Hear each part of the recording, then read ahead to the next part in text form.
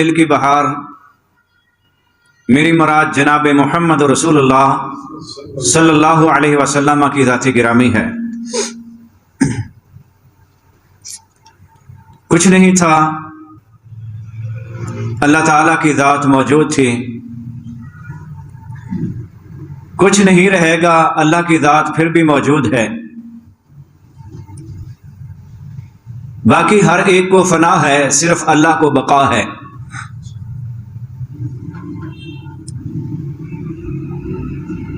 اللہ تعالیٰ اکیلا خالق ہے۔ جب اس نے چاہا جس مخلوق کو چاہا پیدا فرمایا۔ انسانوں سے پہلے بھی اللہ تعالیٰ نے بہت ساری مخلوقات پیدا فرمائی تھی۔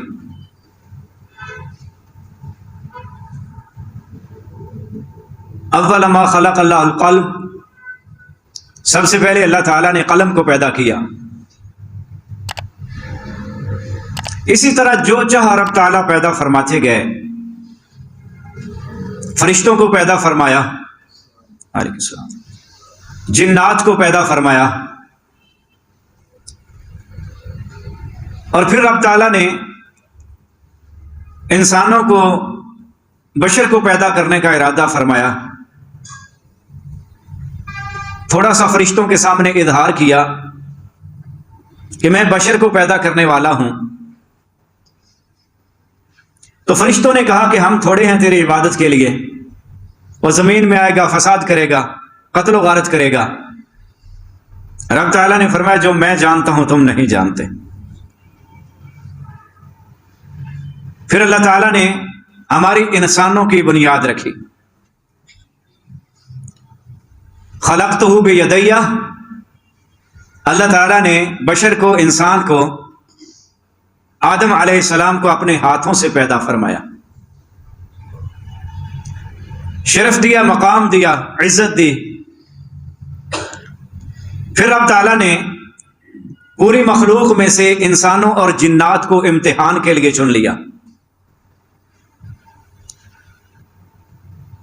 باقی ساری مخلوق کو انسان کی خدمت کے لیے، تواضع کے لیے رکھ دیا۔ کچھ کو انسان کی خوراک بنائی اور کچھ کو انسان کی خدمت کے لیے پیش کر دیا۔ انسانوں کے ذمے اللہ تعالیٰ نے اپنی اطاعت، اپنی فرما برداری اور عبادت لگائی۔ انسان اور جن، ان دونوں مخلوقوں نے میری عبادت کرنی ہے۔ ہر چیز تمہارے تابع کروں گا، رزق بھی دوں گا، رزق کی فراوانی دوں گا، سواریاں دوں گا، گھر دوں گا۔ تمہاری خدمت کے لیے میری مخلوق حاضر ہے، لیکن تم نے میری عبادت کرنی ہے۔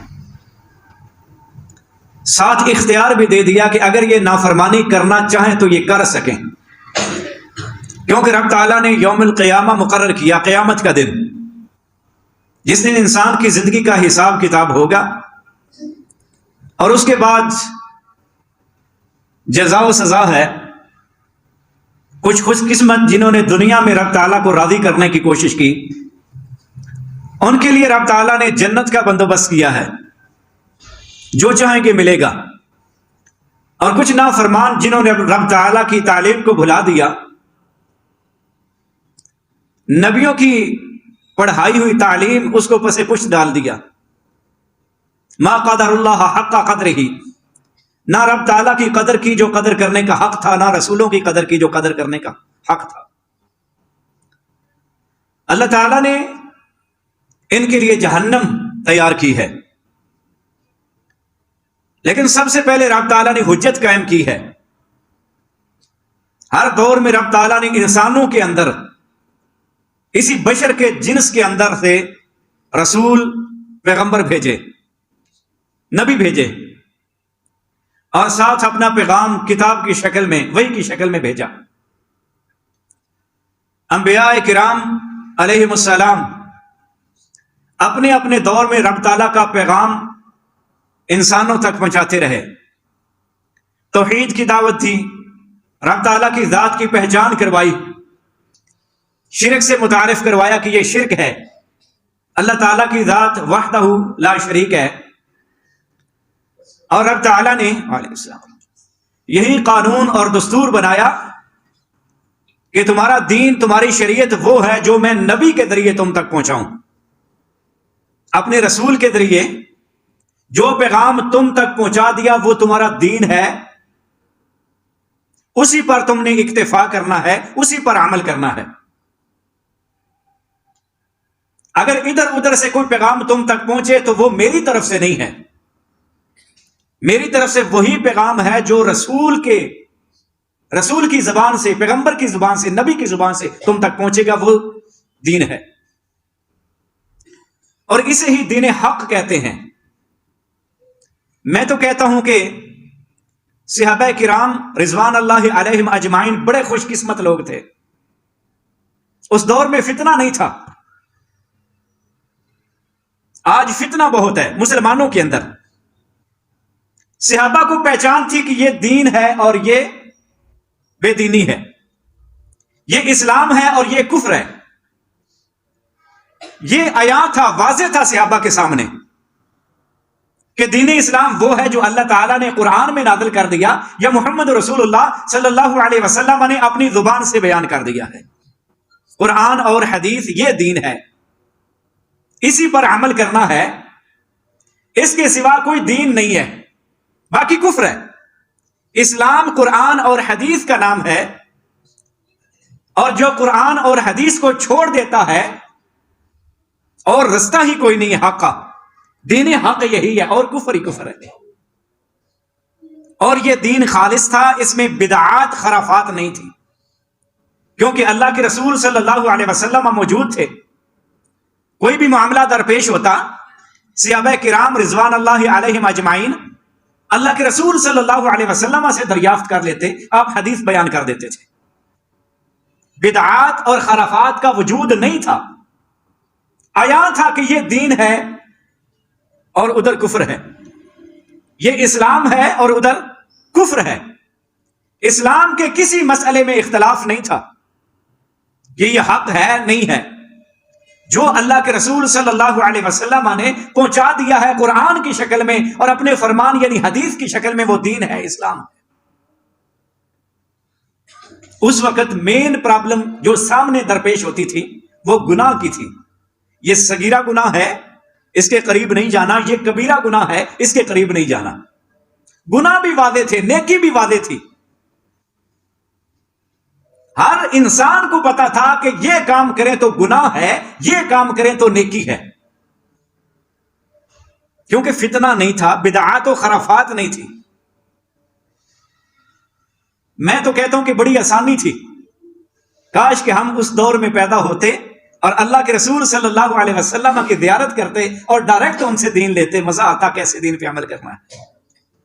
لیکن آج فتنے کا دور ہے، آج اگر کوئی خالص دین بیان کرتا ہے تو لوگ اس کو دیندار نہیں سمجھتے، بدعات اور خرافات میں عمل کرتا ہے تو لوگ اس کی عزت کرتے ہیں، دیکھیں یہ بڑا عاشق رسول ہے۔ صحابہ کرام رضوان اللہ علیہم اجمعین جو عمر ان کے مقدر تھی، جو رزق مقدر تھا، وہ عمر اور رزق لے کر اس دنیا سے رخصت ہوتے رہے۔ ایک قرآن تھا اور دوسرا محمد کا فرمان تھا صلی اللہ علیہ وسلم، یہی دین اسلام تھا، اسی پر عمل کر کے جنت کے وارث بنے ہیں، جنت کے مستحق بنے ہیں۔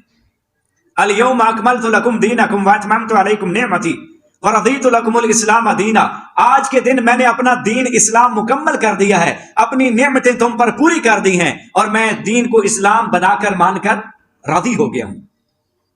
دین اسلام، اس پہ راضی ہوں، اکتفا ہے، کافی ہے۔ پھر اللہ کے رسول صلی اللہ علیہ وسلم نے جب دین پہنچا دیا، شہادت ہو گئی، قد بلغتا وادیتا، صحابہ نے کہا اللہ کے رسول آپ نے دین مکمل پہنچا دیا بلکہ حق ادا کر دیا ہے۔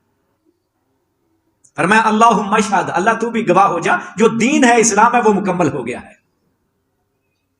میرے محترم بھائیوں، آج اس دور میں اس دین کے اندر اتنے اضافے کیے گئے ہیں، اتنے اضافے کیے گئے ہیں، بدعات اور خرافات اتنی زیادہ ہو گئی ہیں، اتنی زیادہ ہو گئی ہیں کہ اب نیکی اور بدی کی پہچان ہی نہیں رہی۔